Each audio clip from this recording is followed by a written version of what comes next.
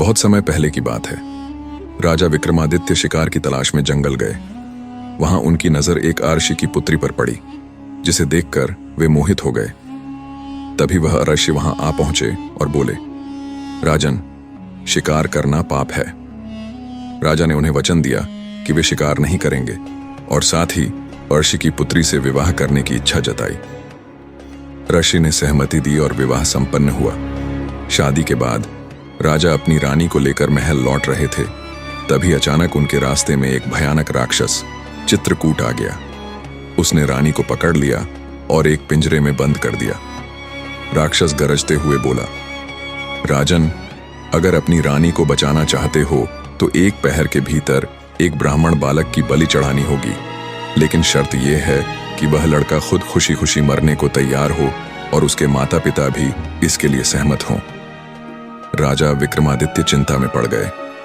उन्होंने तुरंत बेताल को याद किया। बेताल प्रकट हुआ और अपनी शक्तियों से एक ऐसा ब्राह्मण बालक ढूंढ निकाला जो बलिदान देने को तैयार था। उसने अपने माता पिता को भी इसके लिए मना लिया। जब राजा विक्रमादित्य लड़के की बलि देने के लिए आगे बढ़े, तभी अचानक लड़का जोर से हंस पड़ा। राजा को यह अजीब लगा। उन्होंने पूछा, तुम हंसे क्यों?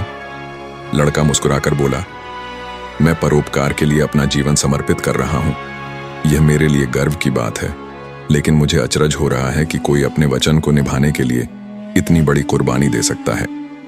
इसके बाद राजा ने लड़के को राक्षस को समर्पित कर दिया और रानी को लेकर अपने महल लौट आए।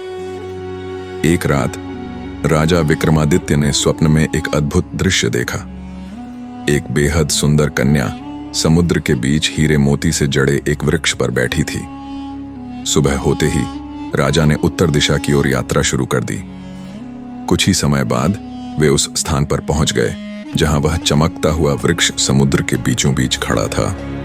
राजा ने तैरकर वहां तक पहुंचने का निर्णय लिया। जब वे वहां पहुंचे तो उन्होंने देखा कि वही स्वप्न में देखी गई कन्या अब भी वृक्ष पर बैठी थी। राजा ने विनम्रता से अपना परिचय दिया। कन्या मुस्कुराई और बोली, मेरा नाम मृगांकवती है। मैं गंधर्वराज विद्याधर की पुत्री हूं। राजा विक्रमादित्य ने मृगांकवती के सामने विवाह का प्रस्ताव रखा। मृगांकवती ने मुस्कुराते हुए कहा, राजन, आप जैसे महान शासक की रानी बनना मेरे लिए सौभाग्य की बात होगी, लेकिन मेरी एक शर्त है। विक्रमादित्य ने पूछा, कैसी शर्त? मृगांकवती ने गंभीर स्वर में कहा, हर कृष्ण पक्ष और शुक्ल पक्ष की चतुर्दशी और अष्टमी को मुझे एक राक्षस के पास जाना पड़ता है जो मुझे निगल जाता है। अगर आप मुझसे विवाह करना चाहते हैं तो आपको इस राक्षस का वध करना होगा। राजा विक्रमादित्य ने बिना सोचे समझे शर्त स्वीकार कर ली। शुक्ल पक्ष की चतुर्दशी की रात मृगांकवती महल से बाहर निकली। विक्रमादित्य भी उसके साथ गए और छिपकर राक्षस के आने का इंतजार करने लगे। रात के अंधेरे में अचानक भयानक राक्षस प्रकट हुआ और उसने मृगांकवती को एक ही झटके में निगल लिया। ये देख विक्रमादित्य क्रोधित हो उठे। उन्होंने अपनी तेज तलवार निकाली और पूरे बल से राक्षस पर वार किया। उनका प्रहार इतना जबरदस्त था कि राक्षस का पेट फट गया और मृगांकवती सुरक्षित बाहर निकल आई। विक्रमादित्य ने आश्चर्य से पूछा, देवी, यह सब क्या था? मृगांकवती ने गहरी सांस ली और बोली, राजन, हर अष्टमी और चतुर्दशी को मैं यहाँ शिवजी की पूजा करने आती थी। मेरे पिता मेरी प्रतीक्षा करते रहते थे, लेकिन एक दिन मेरी पूजा में विलंब हो गया और मैं देर से घर लौटी। मेरे पिता को बहुत क्रोध आया और उन्होंने मुझे श्राप दे दिया कि जब भी मैं चतुर्दशी के दिन पूजा करने जाऊंगी, एक राक्षस मुझे निगल जाएगा, लेकिन मैं हर बार उसका पेट चीरकर बाहर आ जाऊंगी। राजा ने पूछा, तब तुम इस श्राप से मुक्त क्यों नहीं हुई? मृगांकवती ने उदास स्वर में उत्तर दिया, जब मैंने अपने पिता से विनती की तो उन्होंने कहा कि जब उज्जैन का राजा मुझसे विवाह करने के लिए उस राक्षस का अंत करेगा, तभी मैं इस श्राप से मुक्त हो पाऊंगी। विक्रमादित्य ने यह सुनकर राहत की सांस ली और मृगांकवती को अपने साथ महल ले आए। अगले दिन राजा विक्रमादित्य के दरबार में एक अज्ञात भिक्षु आया। राजा ने उसका सत्कार किया और पूछा, भिक्षु, कहो, मैं तुम्हारी क्या सहायता कर सकता हूं? भिक्षु मुस्कुराया और बोला, राजन, क्या आप मुझे संतुष्ट कर सकते हैं?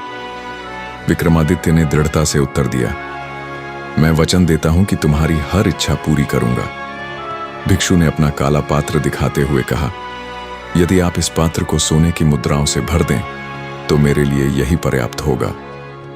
राजा विक्रमादित्य ने तुरंत अपने मंत्रियों को आदेश दिया कि पात्र को स्वर्ण मुद्राओं से भर दिया जाए, लेकिन जैसे ही मुद्राएं पात्र में डाली गईं, वे अदृश्य हो गईं और पात्र खाली का खाली रह गया। राजा चकित रह गए। आखिर यह भिक्षु कौन था? यह पात्र ऐसा क्यों था? राजा विक्रमादित्य ने भिक्षु के पात्र को भरने के लिए अपने पूरे राजकोष की स्वर्ण मुद्राएं उसमें डलवा दी, लेकिन पात्र खाली का खाली ही रहा। राजा ने भिक्षु से पूछा, मुनिवर, यह पात्र आखिर कैसे भरेगा? भिक्षु ने मुस्कुराकर उत्तर दिया, राजन, यह पात्र तभी भरेगा जब तुम अंबर राज्य के 2 यक्षों रंगा और बंगा के सिर लाकर मुझे दोगे। वे तीनों लोकों में सबसे धनी हैं। राजा विक्रमादित्य ने इस चुनौती को सहर्ष स्वीकार कर लिया। जैसे ही भिक्षु ने ताली बजाई, विक्रमादित्य एक नए लोक में पहुंच गए।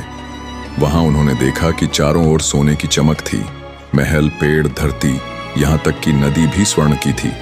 तभी रंगा और बंगा नामक 2 शक्तिशाली यक्ष अपनी विशाल सेना के साथ राज्य भ्रमण करते दिखे। राजा विक्रमादित्य ने एक सैनिक का वेश धारण किया और यक्षों की सेना में शामिल हो गए। कुछ ही समय में उनकी चतुराई और युद्ध कौशल देखकर रंगा और बंगा ने उन्हें अपना अंगरक्षक बना लिया। कुछ समय बिताने के बाद विक्रमादित्य को पता चला कि इन दोनों यक्षों को एक विशेष वरदान प्राप्त है। इन्हें कोई जागृत अवस्था में नहीं मार सकता। लेकिन उन्होंने गौर किया कि जब एक सोता था तो दूसरा उसकी रक्षा करता था। विक्रमादित्य ने तुरंत बेताल को याद किया। बेताल ने एक सुंदर यक्षिणी का रूप धारण किया और रंगा बंगा के कक्ष में जा पहुंचा। बेताल रूपी यक्षिणी ने दोनों को नशीली मदिरा पिलाई। विक्रमादित्य छिपकर यह सब देख रहे थे। जैसे ही मदिरा ने रंगा बंगा की चेतना खत्म की, बेताल ने अवसर का लाभ उठाया और एक ही वार में दोनों का सिर धड़ से अलग कर दिया। जैसे ही यक्षों के सिर कटे, वह स्वर्णिम राज्य गायब हो गया और वहां सिर्फ गन्ने का घना जंगल रह गया। विक्रमादित्य ने दोनों यक्षों के सिर उठाए और अपने महल लौट आए। उन्होंने भिक्षु को यक्षों के सिर सौंप दिए, जिससे अपना वचन पूरा किया। भिक्षु विक्रमादित्य के साहस और पराक्रम से बहुत प्रसन्न हुआ। उसने वह मायावी पात्र राजा को भेंट कर दिया। एक दिन एक वृद्ध व्यक्ति अपने नेत्रहीन पुत्र सुरसंग के साथ राजा के दरबार में पहुंचा। वह अत्यंत विनम्र स्वर में बोला, महाराज, मुझे 1000 स्वर्ण मुद्राओं की आवश्यकता है। कृपया यह उधार दे दें। राजा विक्रमादित्य ने बिना एक पल गंवाए उसे 1000 स्वर्ण मुद्राएं दे दी। वृद्ध व्यक्ति ने अपने नेत्रहीन पुत्र सुरसंग को राजा विक्रमादित्य की सेवा में सौंपते हुए कहा, महाराज, मेरा पुत्र किसी भी व्यक्ति का अतीत जान सकता है। कुछ समय बीतने के बाद एक दिन दरबार में एक लोहार को पेश किया गया। उस पर आरोप था कि उसने अपने ससुराल से आए एक रिश्तेदार की हत्या कर दी है। लोहार ने अपनी निर्दोषता की गुहार लगाई। तभी सुरसंग दरबार में आ पहुंचा और बोला, महाराज, यह व्यक्ति निर्दोष है। असली अपराधी इसकी पत्नी है। विक्रमादित्य यह सुनकर हैरान रह गए और तुरंत आदेश दिया कि लोहार की पत्नी को दरबार में पेश किया जाए। दरबार में पहुंचने के बाद विक्रमादित्य ने सुरसंग से सच्चाई बताने को कहा। सुरसंग ने बताया कि इस स्त्री का नाम चित्रलेखा है। वह मयूरभंज के एक धनी व्यापारी धनार की बेटी है। धनार धार्मिक प्रवृत्ति का व्यक्ति था, परंतु उसकी पत्नी का चरित्र ठीक नहीं था। उसकी बेटी चित्रलेखा भी अपनी मां की ही तरह निकली। यह देखकर धनार ने जल्दबाजी में उसका विवाह करवा दिया। विवाह के कुछ सप्ताह बाद एक दिन चित्रलेखा के घर के दरवाजे पर किसी ने दस्तक दी। दरवाजा खोलते ही उसने अपने पिता के पुराने नौकर को देखा, लेकिन वह सिर्फ नौकर नहीं था, पहले उसका प्रेमी भी रह चुका था। चित्रलेखा घबरा गई और उसे वहां से जाने को कहा, परंतु नौकर ने उसकी बात अनसुनी करते हुए घर में प्रवेश कर लिया। चित्रलेखा ने चतुराई से उसे झरमिला पानी पिलाया। पानी पीते ही नौकर की मौत हो गई। शाम को जब उसका पति घर लौटा तो चित्रलेखा ने चालाकी से उसका स्वागत किया और उसे लाश के पास जाने से रोके रखा। रात में जब उसका पति सो गया तो उसने पूरी साजिश रची। चित्रलेखा ने खुद पर हमला करने का नाटक किया और जोर जोर से रोने लगी। बचाओ, मेरे पति ने मेरे मायके से आए नौकर की हत्या कर दी। शोर सुनकर पड़ोसी इकट्ठे हो गए। किसी ने महल के सिपाहियों को सूचना दी, जिन्होंने लोहार को बंदी बना लिया और दरबार में पेश कर दिया। राजा विक्रमादित्य ने पूरी घटना समझी और कहा, चित्रलेखा अपराधी है, लेकिन एक और व्यक्ति भी इस हत्या का दोषी है। यह सुनकर दरबार में सन्नाटा छा गया। राजा ने कहा, वह व्यक्ति है धनार। धनार ने अपनी बेटी का असली स्वभाव अपने दामाद से छिपाकर सबसे बड़ा अपराध किया है।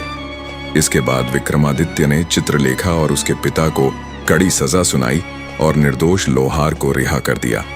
कुछ समय बाद मालदेश के राजा ज्वालासेन ने एक विशाल मंदिर की स्थापना के अवसर पर भव्य समारोह का आयोजन किया। इस समारोह में देश भर के राजाओं को आमंत्रित किया गया।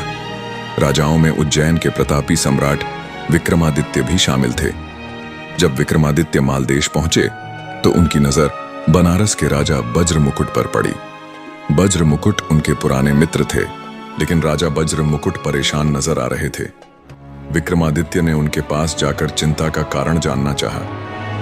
वज्र मुकुट ने कहा, महाराज, यह बड़ा अजीब है। समारोह के दौरान मेरी भेंट एक सुंदर राजकुमारी से हुई।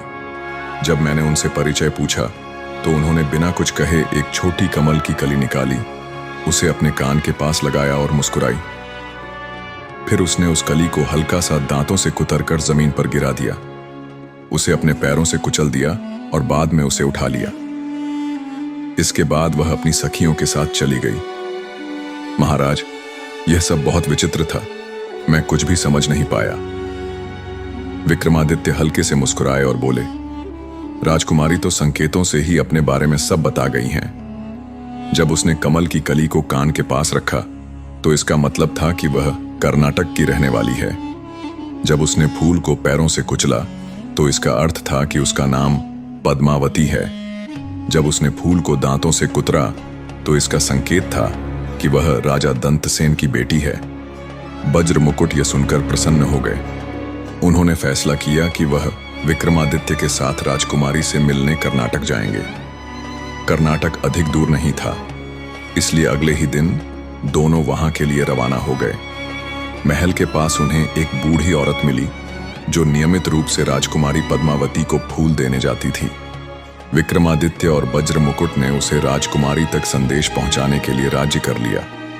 विक्रमादित्य ने कहा, राजकुमारी से कहना कि जिसे उन्होंने मंदिर के पास देखा था वह उनसे मिलने आया है। जब बूढ़ी औरत ने जाकर राजकुमारी पद्मावती को संदेश दिया तो राजकुमारी ने अपने हाथों में चंदन का लेप लगाया और बूढ़ी औरत के दोनों गालों पर एक एक थप्पड़ जड़ दिया। आगे की कहानी जानने के लिए वीडियो को लाइक करें और चैनल को सब्सक्राइब करना न भूलें।